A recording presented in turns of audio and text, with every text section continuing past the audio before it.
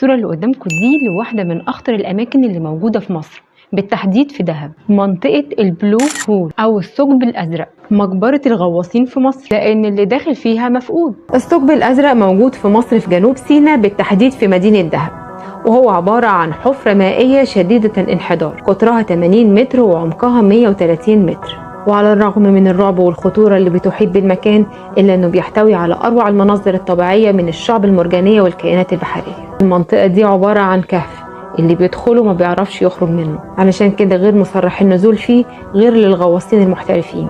راح ضحيتها أكتر من 150 غواص مصريين وأجانب، زي طارق سعيد، كارولين جوان، وجيبس بول. بعض جثث الغواصين قدروا يطلعوها، والبعض الآخر مفقود. الجثث اللي قدروا يطلعوها واللي كان عددها حوالي 150 جثة كان عمل تطوعي على ايد طارق عمر، احد اكبر الغواصين المصريين، واللي قرر النزول في منطقة الثقب الازرق لانتشال جثث الضحايا وتسليمها لاهاليهم، وده تم من خلال معدات عالية التقنية، وهناك جثث لم يتم العثور عليها حتى الان.